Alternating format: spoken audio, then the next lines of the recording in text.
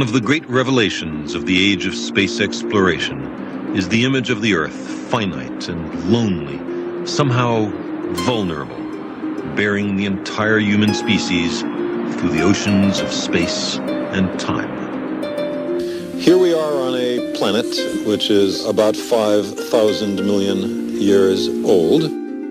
The sun around which it goes is not much older. It is part of a galaxy which is perhaps 10 or 12,000 million years old, which is one of perhaps hundreds of thousands of millions of other galaxies.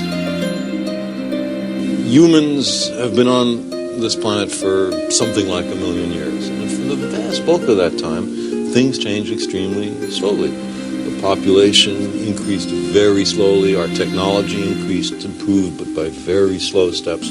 And just recently, we had a huge increase. This is what's called an exponential. It's flat for a long time, and then boom, increase in population, increase in technology, increase in pollution, increase in our powers to disturb the environment, to change the planetary environment.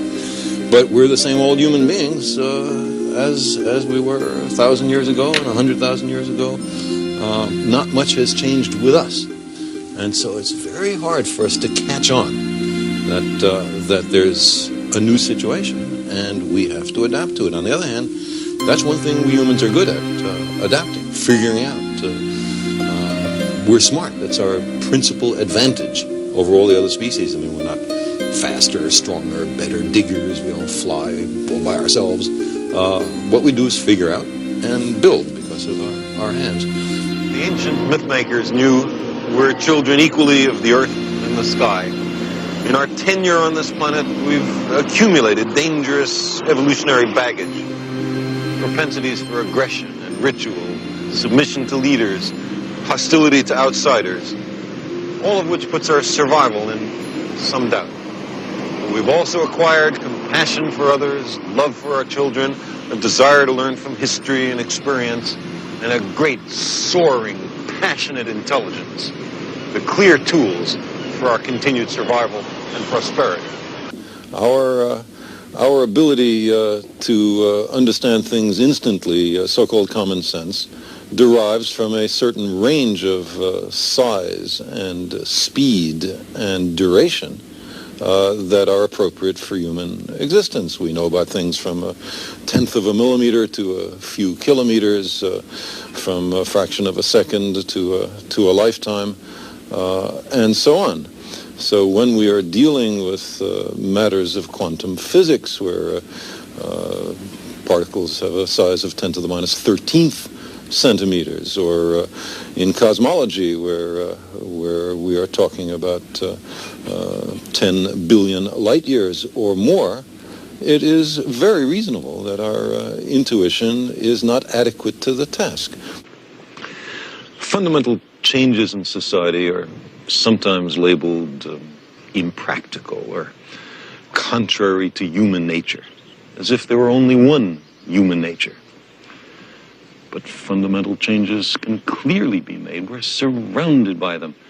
In the last 2 centuries, abject slavery, which was with us for thousands of years, has almost entirely been eliminated in a stirring worldwide revolution.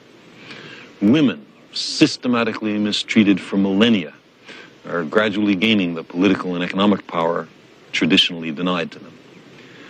And some wars of aggression have recently been stopped or curtailed because of a revulsion felt by the people in the aggressor nations.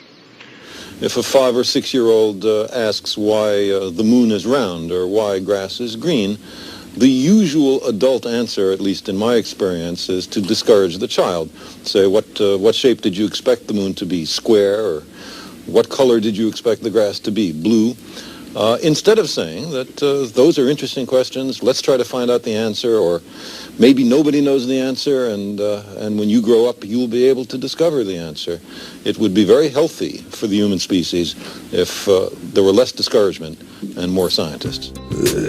It's not that pseudoscience and superstition and New Age so-called beliefs and fundamentalist zealotry are something new. They've been with us for as long as we've been we've been human. But we live in an age based on science and technology with formidable technological powers. Science and technology are propelling us forward at accelerating rates. That's right. And if we don't understand it, by we I mean the general public, if it's something that, oh, I'm not good at that, I don't know anything about it, then who is making all the decisions about science and technology that are going to determine what kind of future our children live in? Just some members of Congress? But there's no more than a handful of members of Congress with any background in science at all. And this combustible mixture of ignorance and power, sooner or later, is going to blow up in our faces. I mean, who is running the science and technology in a democracy if the people don't know anything about it? Science is more than a body of knowledge. It's a way of thinking, a way of skeptically interrogating the universe with a fine understanding of human fallibility.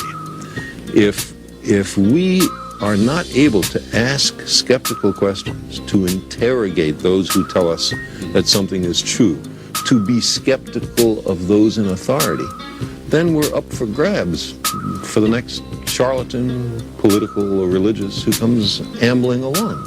It's a thing that Jefferson laid great stress on. It wasn't enough, he said, to enshrine some rights in a constitution or a Bill of Rights.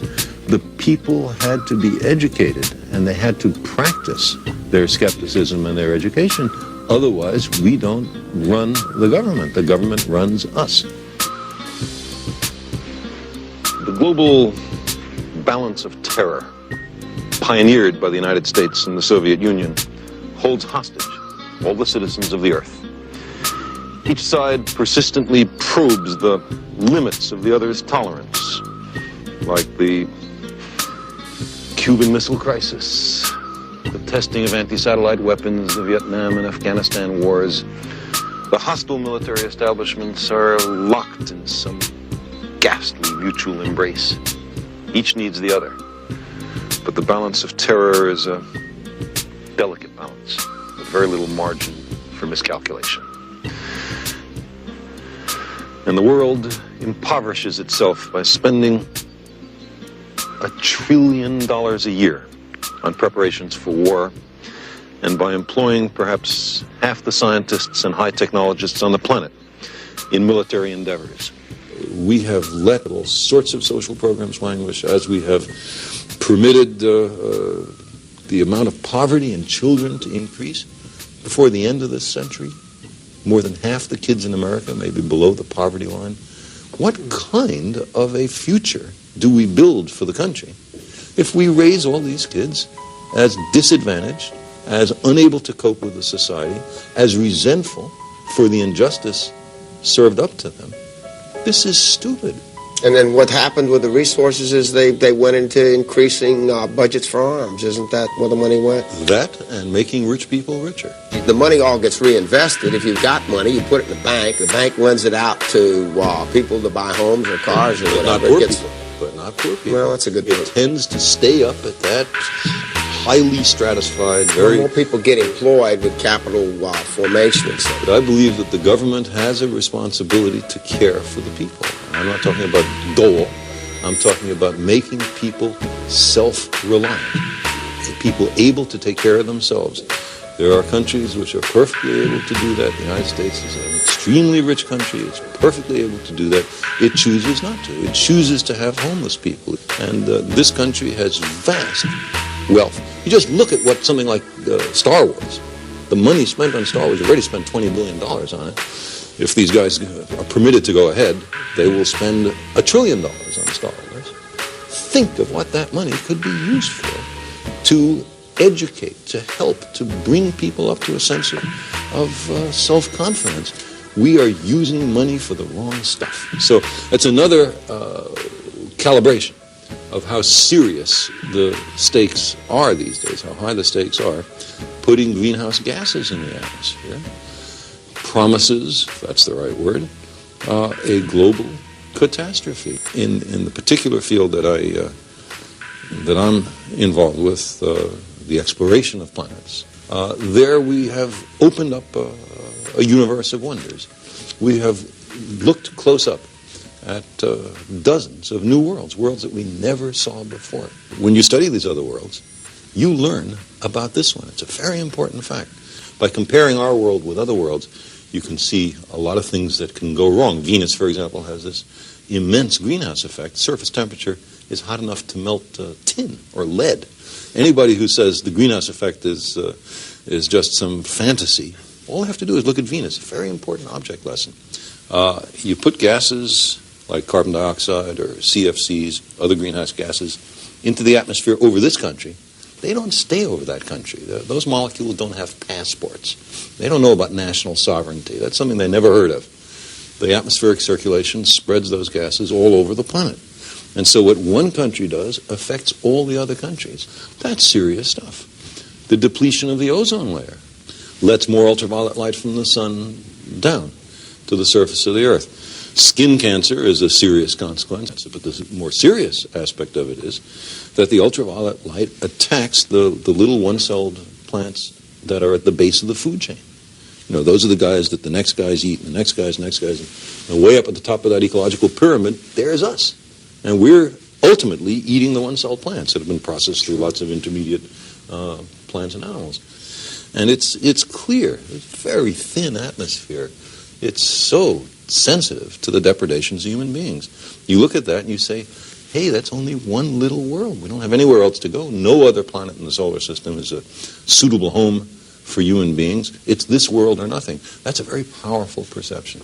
And so again, we're messing around with the global environment in a very serious, very stupid way. And we just have to get our technology in hand. It's not enough to say that corporations can do whatever they want as long as they make a profit. Not if they're putting at risk people all over the world. They can't. There has to be a new way of approaching this. And we can't say that one nation can do what it wants within its borders. Because, as I said before, what you do in one country's borders has consequences all over the planet. The solution to these kinds of problems has to be that everybody on Earth works together. And so I think there's certainly a chance of getting out of this mess, but not by business as usual, not by the idea that we shouldn't plan ahead, not by the idea that anybody can do whatever the hell they want and it doesn't affect the environment. So there has to be a new way of looking at the future, and that is that we're all humans, members of the same species, on one fragile little planet. We're all in this together, and we have to work together. That's kind of the silver lining of these crises. They are forcing us to become a planetary species.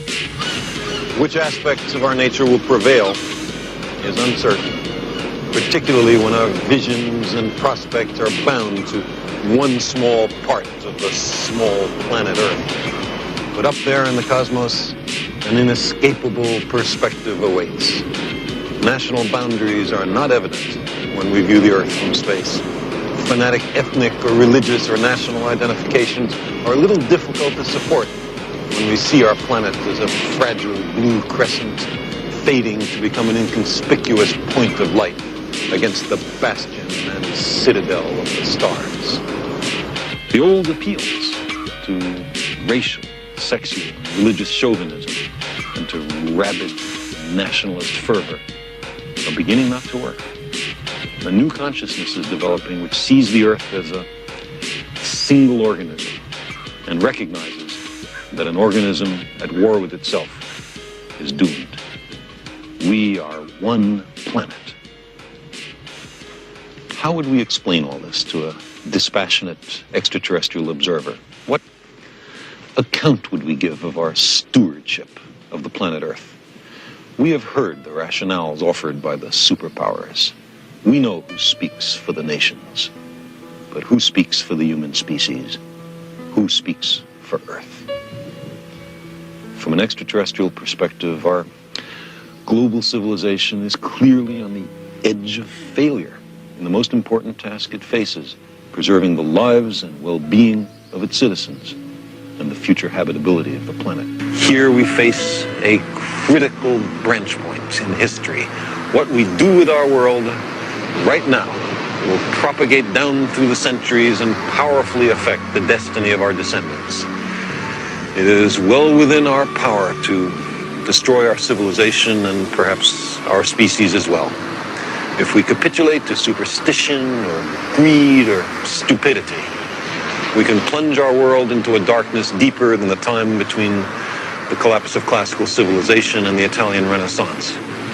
But we are also capable of using our compassion and our intelligence, our technology and our wealth to make an abundant and meaningful life for every inhabitant of this planet, to enhance enormously our understanding of the universe and to carry us to the stars.